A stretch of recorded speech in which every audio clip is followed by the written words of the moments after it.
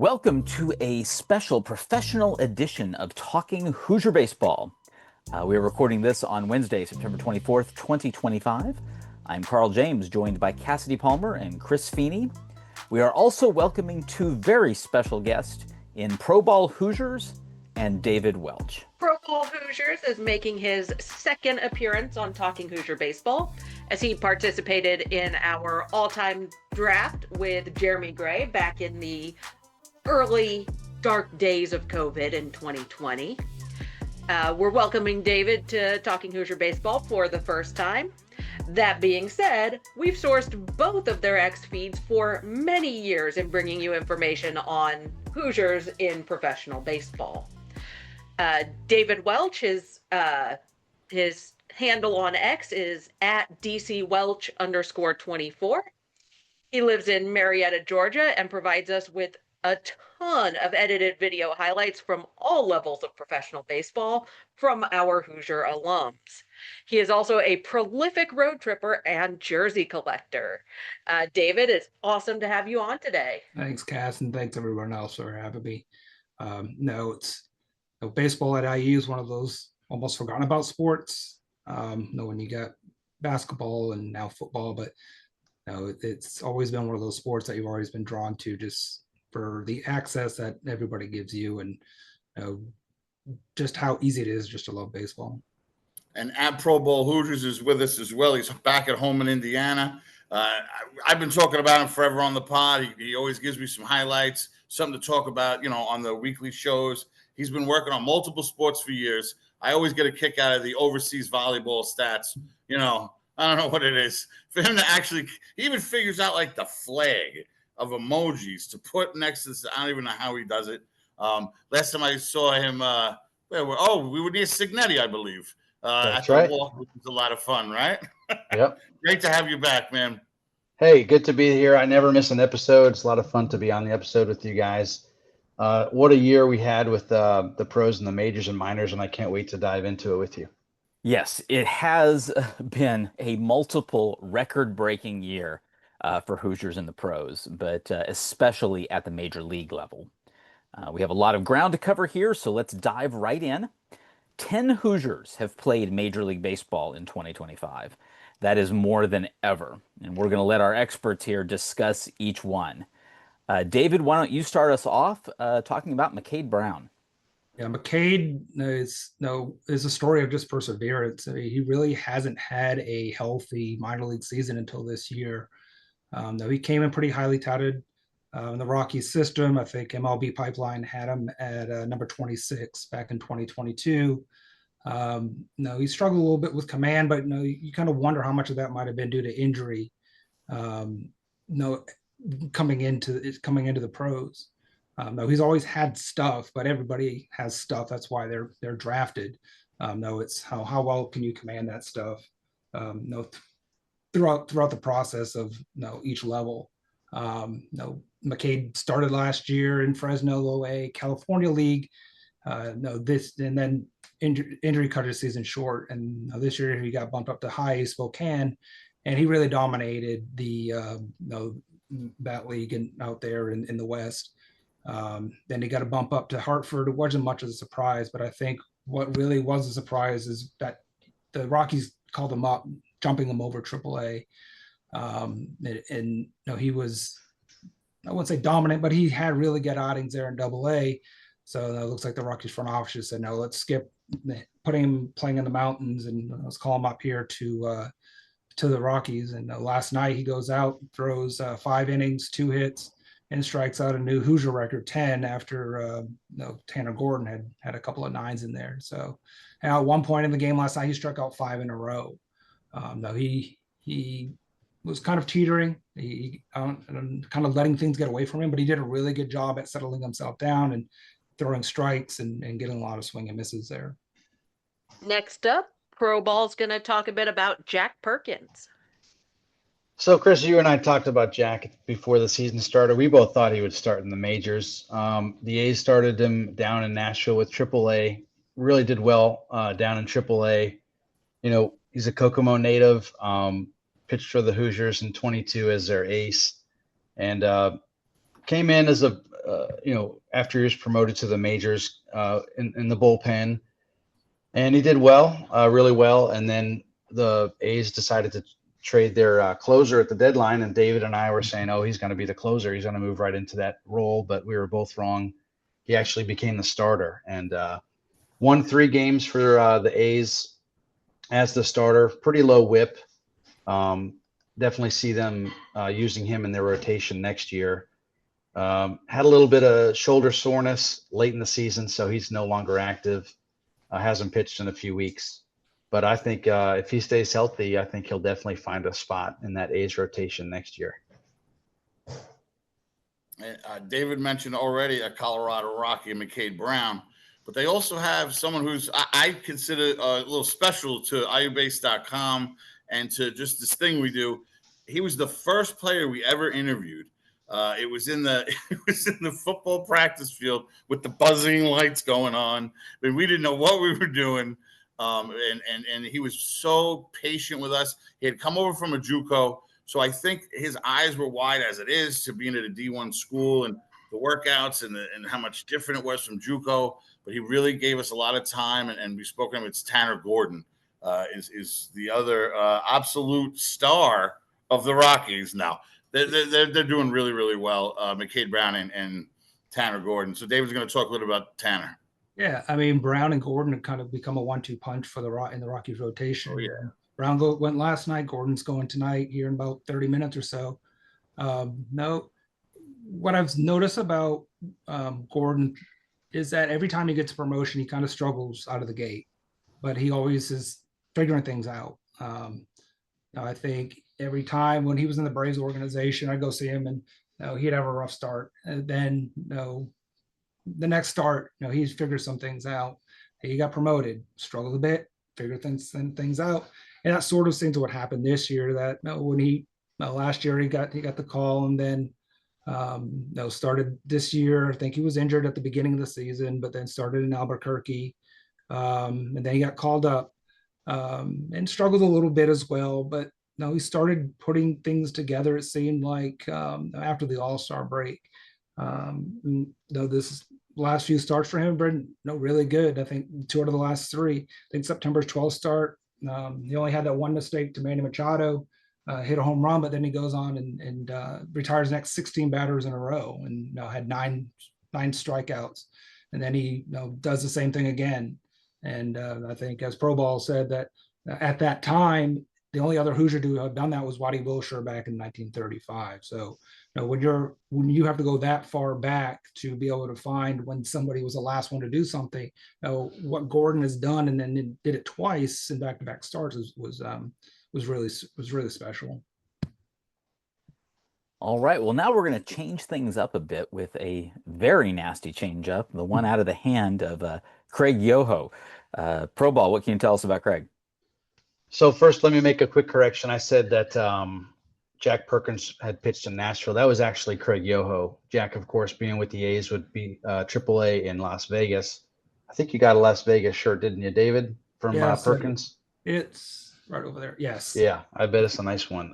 Nice so, yeah, Craig was the one who started the year in Nashville, not Jack. And we all know Craig's changeup. What a story Craig has been. Playing shortstop in high school and then being a pitcher and just dominating on the mound at IU, having some arm trouble, coming back, learning an unbelievable changeup, and getting the call to the major leagues this year for the first time. He absolutely dominated at Nashville, sub-1 ERA this year, really dominant with the strikeouts, using that curve changeup as best he could. Got the call to Milwaukee and did serviceably well.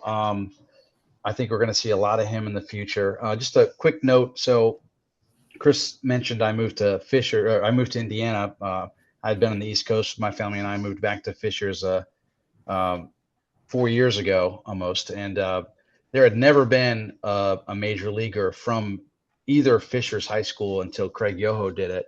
And he went to Fishers High School, and somebody I'm going to talk about in a minute became the second one from Fishers to make it to the majors. So Craig's definitely got a spot in the pen for Milwaukee next year, and I really look forward to seeing him out there with that changeup, just unhittable. Now, David's going to discuss the return to baseball for a guy who had a very promising start in the majors before running afoul of some betting rules. So, David's going to talk a bit about Andrew Saalfrank. Yeah, I mean, when Sulfuric made his debut, what was it, 3 years ago? He was kind of just thrown right into the fire, and you see him come in, and he's not giving up runs. He's not giving up runs. He's not giving up runs.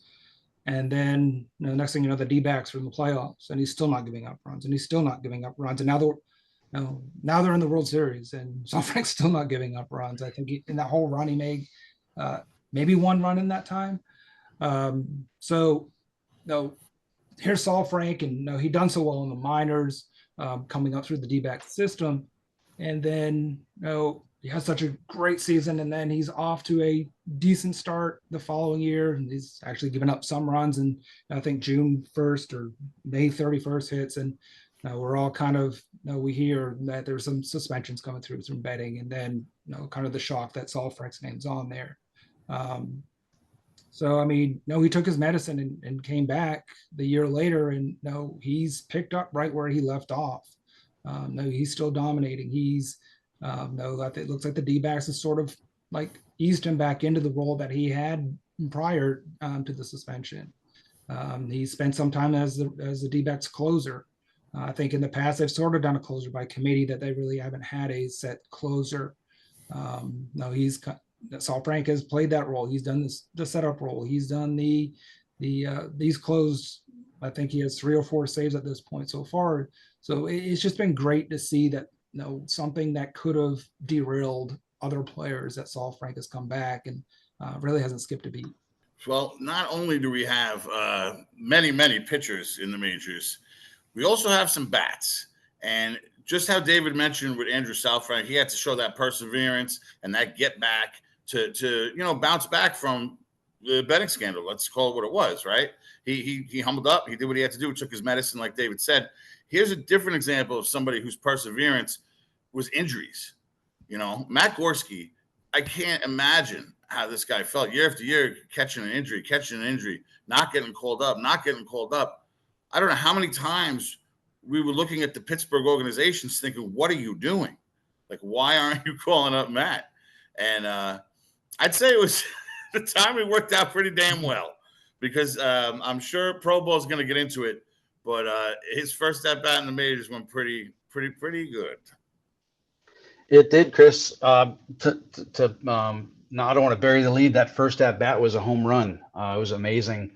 Like you said, all the perseverance, all that hard work, all the rehab, and there he was in the major leagues. And that first at bat, he hit it over the fence. So it was a great welcome to the majors for Matt. That's the second part of my Fishers trivia. He's a Fishers native, and he went to Hamilton Southeastern High School, which is a rival of Fishers High School. And Yoho made it the week before him up to the majors, but they both made it to the majors representing Fishers. So, Matt, like you said, went through a lot. He finally made it. He spent a lot of time in AAA Indianapolis, just down the street from his house. And, he had another home run other than that first leadoff home run. Didn't get a whole lot of at-bats in the majors.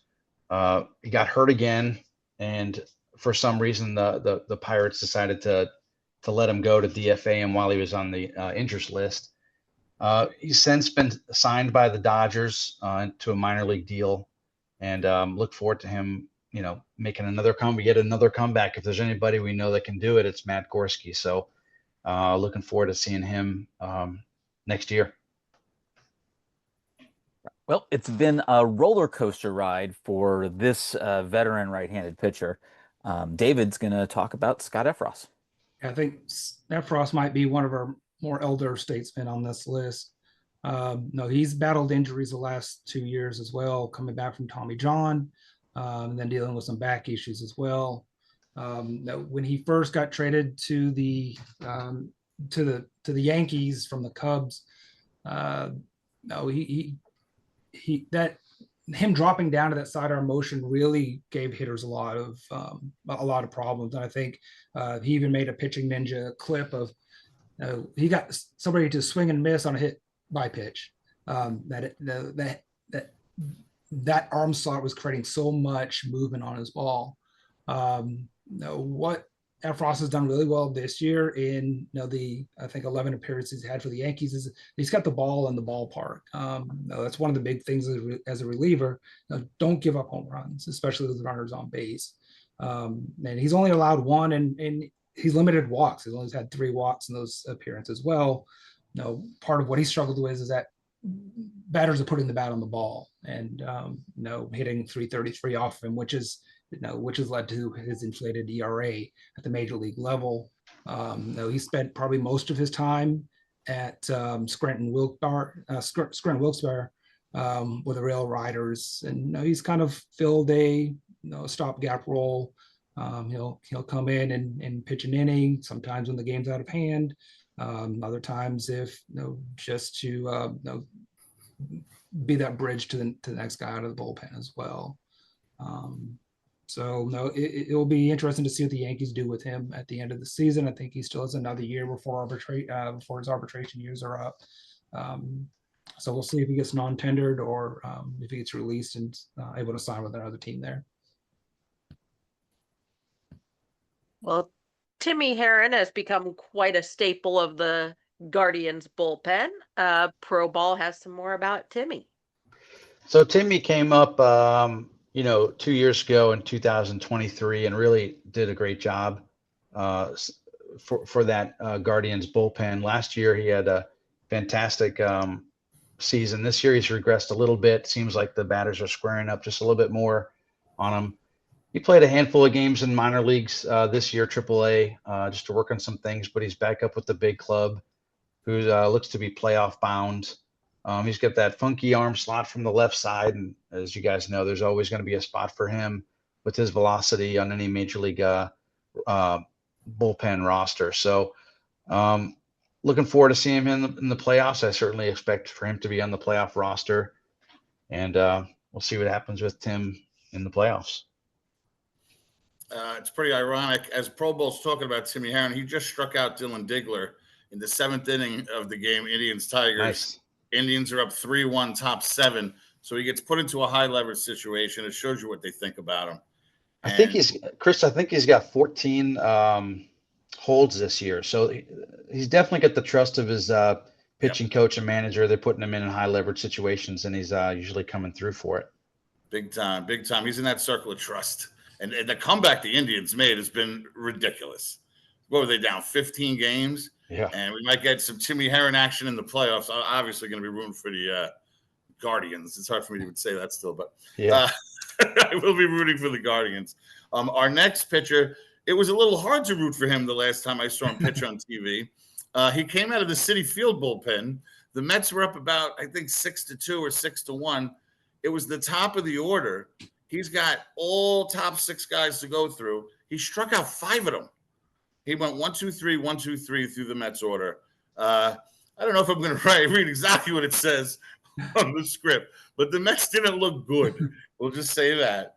Kyle Hart is obviously a veteran lefty. He's one of the first guys I've ever seen pitch at the BART. And I could say that in 2014. I believe he got injured about halfway through, but that was my first season at the BART. So seeing Kyle pitch is one of my first guys. And he's just been another sign of perseverance. Like Hoosier alumni, that's like what it is. You know what I'm saying? And when Gorski hits the home run, I feel like he hit him for all the alumni and us. Like he hits it for the fans. And when Timmy Herron strikes out this guy, Diggler, I think he was a Big Ten player, actually, Dylan Diggler. It's like he's doing it for all of us. And that's what I really enjoy following the alumni through their ups and downs. And obviously, once you get to the majors, you've already made it. But even through the minors and stuff. But David's going to update us on Kyle Hart. Yeah, and I think when looking at Hart's outing over the weekend, he came back Sunday and struck out 2 out of 3 as well. So he had the Mets numbers in that series. But Hart coming back from Korea, where he won their equivalent of the Cy Young Award, signing I think it was a 2-year deal for the Padres. So it showed that the Padres had more than just a passing interest on him, or they could have just easily signed him for for that 1 year. And that first series of the year, I think it was even against Cleveland.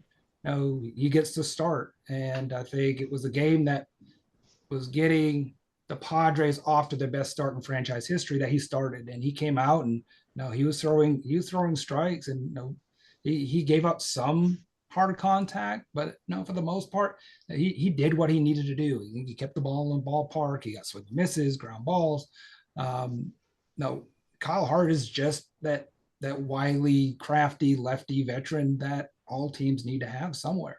And it was great that he got this opportunity, because the first opportunity he got with the Red Sox, yes, it's great to make it to the majors, but when you do it during the COVID years and there's nothing in the stands except cardboard cutouts, I think that takes away a lot of the specialness of finally making it to the big league. So it's great to see that Kyle Hart got that opportunity to come back and get back to the majors and be able to pitch in front of people this time.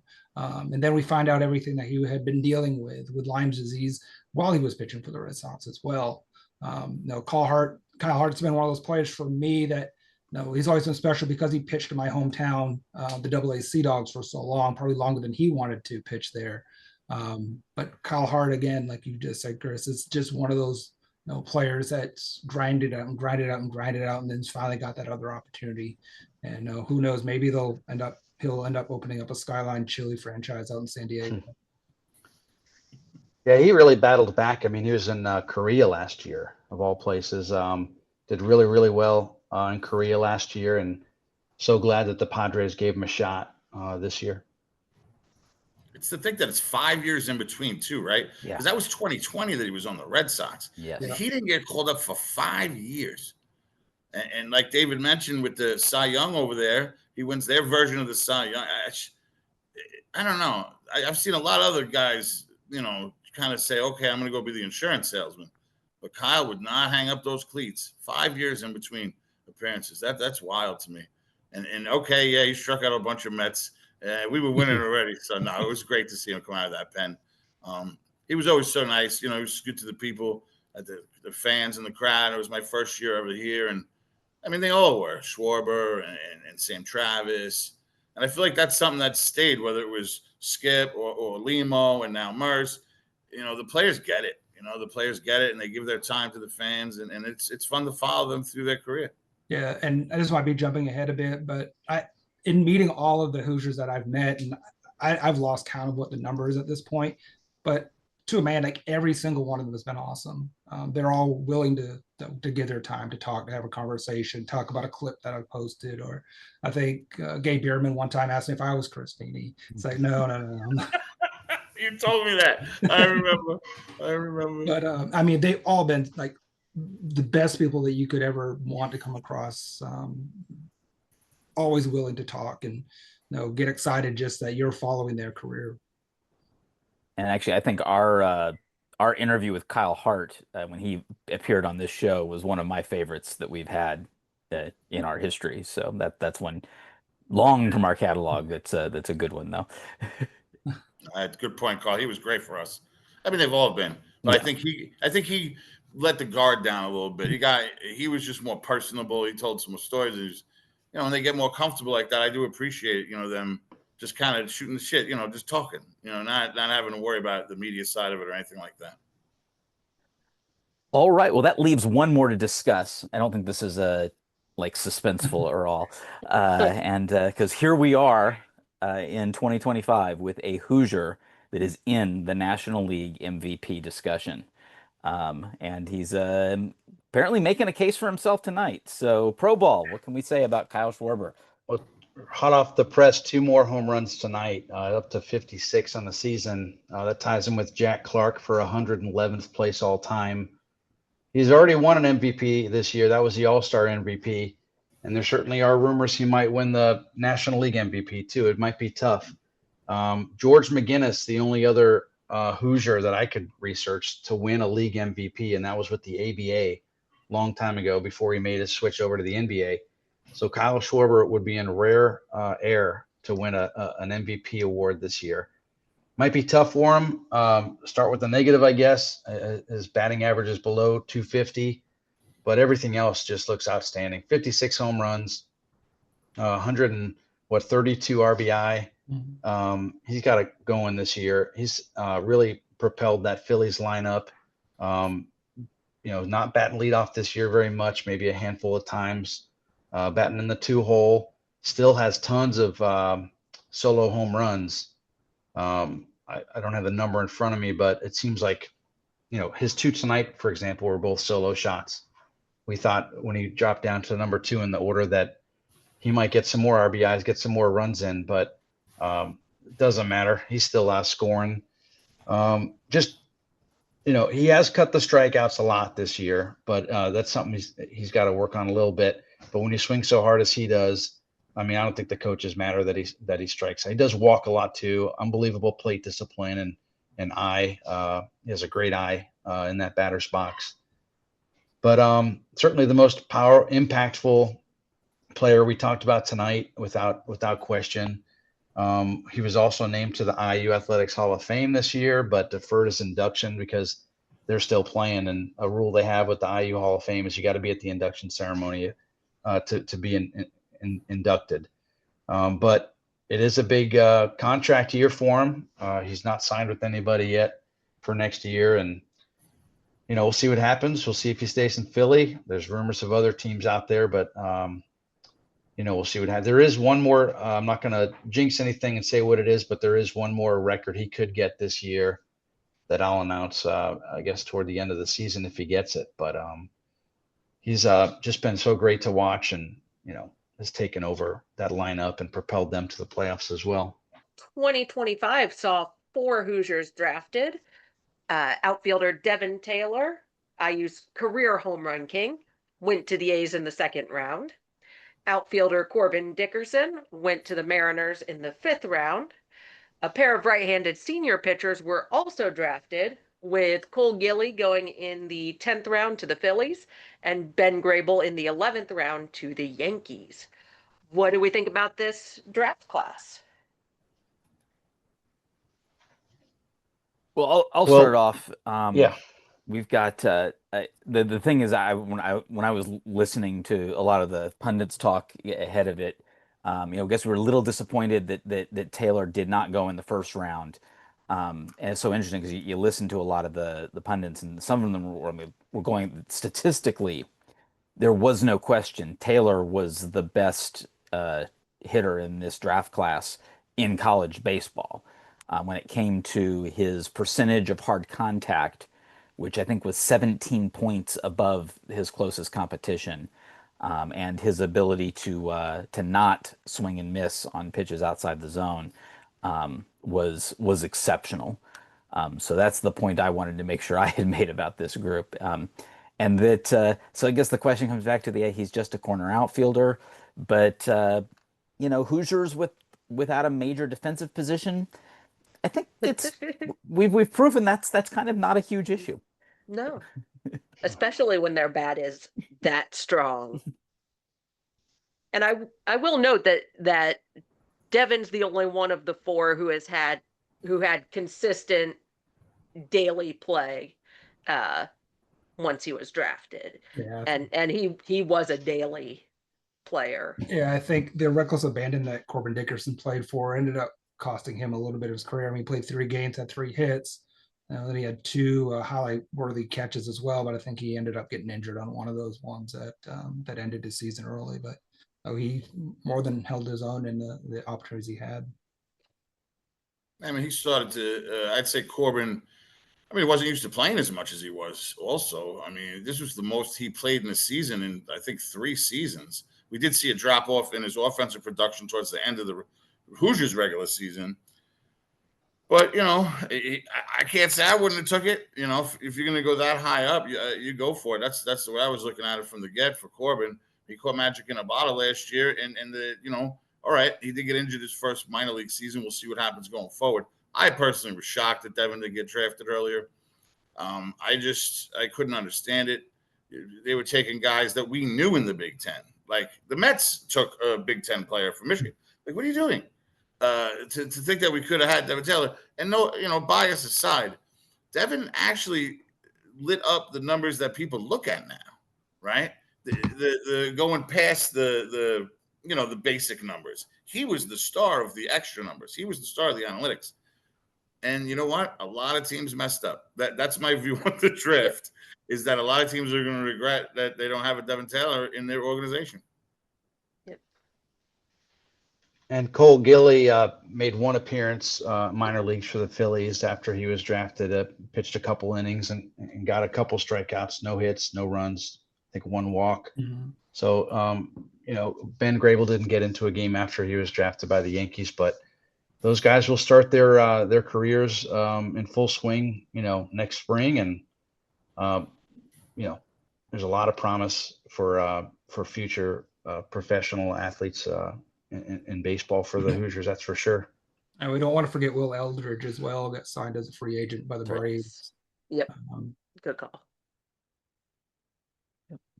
Now, there's plenty of pro Hoosiers that, made their mark in 2025 in minor league and independent ball that are the coming soon Hoosiers, right? They might not have started. They wouldn't hit our list because they didn't play in the major leagues this season. But, we got to look at our guys that are moving up. I believe we were talking about Fishers. Didn't Grant Richardson go to Fishers his senior year? He did. Like he did. Yep. I could be wrong. Yep. Yeah, he's another right? Fishers guy. Yep. Yeah, he closed the title game on the mound at Victory Field. Now that I think about it, he played outfield and he pitched in relief for them. But he did the same in the AAA this year. He played AAA baseball and he also pitched 1 inning, or actually a third of an inning. So he still has that left-handed strength on the mound too, Chris. Yeah, he's definitely somebody I would be looking for moving up. And he's one that I feel like I'm surprised hasn't moved up quicker in the ranks, because I feel like he's one of the sweetest strings that has, showed up at the bar. I said that about Taylor when he came. I go, this reminds me of Grant Richardson, because it's just, seamless. It seemed like it was so easy for these guys to hit these laser shots. But Grant's definitely somebody I'm looking at as far as in the minors. Who else would you guys want to pinpoint or take a look at?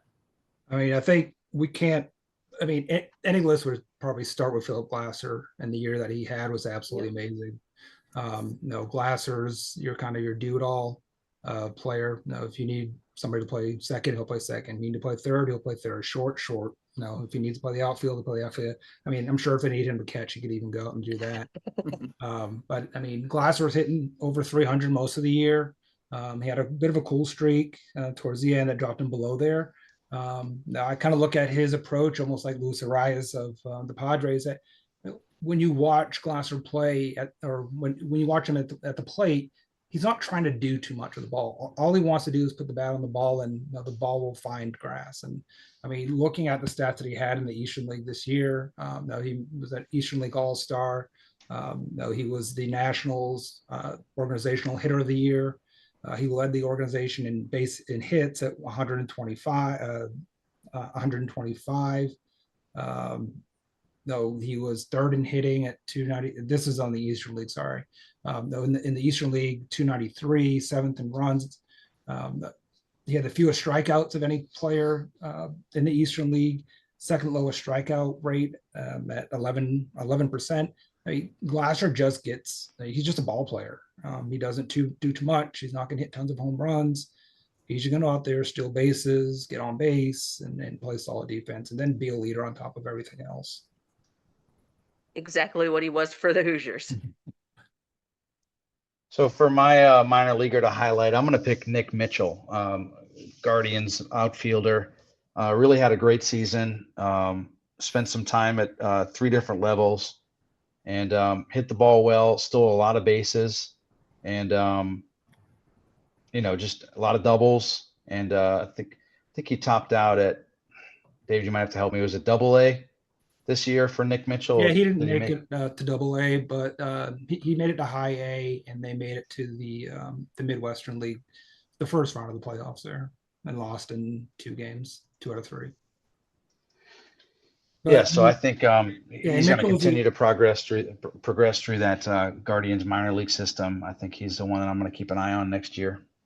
Yeah, and I think Mitchell as well. He was sort of the leader of that team by the end of the season. I think he's really the only player for Lake County that really had a good postseason run. But I think, like, looking at a lot of our other alumni, like Matt Lloyd, I think played a lot of the season with a hurt shoulder. Yep. He still hit 270, hit 9 home runs, 54 RBI, and no, he cut his strikeouts down by I think nearly 20%. I Yeah. think as soon as he got on a roll, I think he was heading to the bench, and the Cardinals made a trade at the trade deadline that I think kind of hurt Matt a little bit, and bringing Blaze Jordan over from the Red Sox, kind of same position there as well. And I think one of the players with a lot of potential, but he got hurt early in the year, was Braden Reisdorf. Yep. I mean, he was really nearly unhittable at both levels until he got injured in South Bend. But I mean, he had a .35 ERA in 18 appearances. So, that was somebody I was really disappointed that didn't get to pitch more. I know it's at a very small level, the independent, but the fact that Ty Bothwell managed to set a strikeout record at the independent league he was in, and just because he just keeps persevering and finding ways to still to do what he loves and still throw a baseball. That's I wanted to make a mention of that. Yeah, I mean, and how much excitement he plays with as well is great. I mean, it can be easy, especially when you're playing in Northwest Montana. No, the grind of playing out there can get to you. But he plays with so much excitement and passion every game. And even with looking at other independent players, Braden Scott, he's set almost every strikeout record there is to set in Evansville. No single season career strikeouts, the Otters all-time strikeout leader. I think he's in line, if he's going to pitch another season, to where the league strikeout title could be in his reach as well if he has another year in him. A couple other indie ball guys to mention. Alex Dickerson is still hitting home runs, playing independent ball in North Carolina. I think it's the High Point Rockers, I think it is. Yep. Still hitting the ball hard.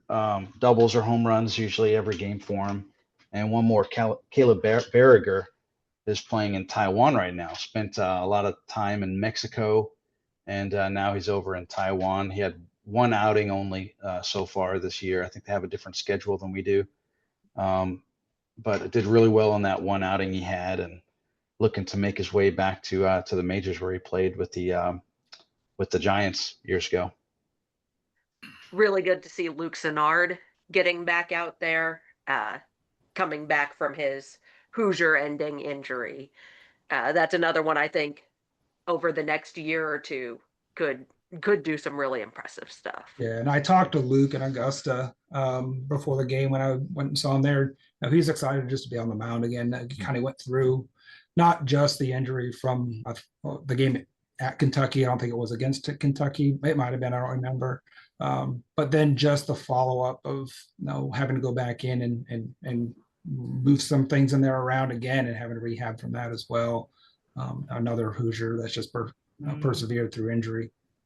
Well, the 2026 Hoosiers are going to begin fall ball action in an exhibition against Ball State at Grand Park in Westfield on Friday, October 3rd at 6 p.m.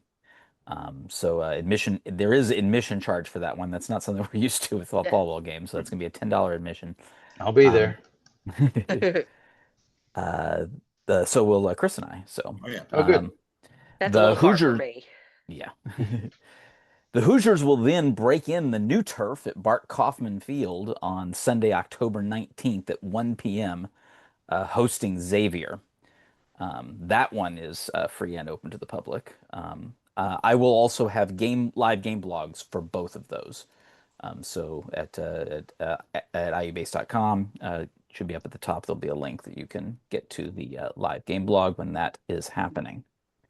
I really want to thank our guests today, David and ProBall. Thank you so much for not just coming on this podcast, but for all you do on X, for all you do to highlight these Hoosier alums and what they are doing in professional baseball. I appreciate it. I mean, it started off as like looking at ProBall's stats and me saying, well, what does that mean? And then saying, hey, maybe other people want to see what the 2 for 3 looks like, or how long was that home run too. So, and then the more and more I've done it, the more and more I've seen how much the players love it and their families love it. So it's been great being able to no, they give us so much. It's just a small thing to be able to give back to them. All right. Well, thank you for listening to this episode of Talking Hoosier Baseball. For more on Indiana University baseball, hit up iubase.com. For ProBall Hoosiers, David Welch, Cassidy Palmer, and Chris Feeney, I'm Carl James. See you at the BART.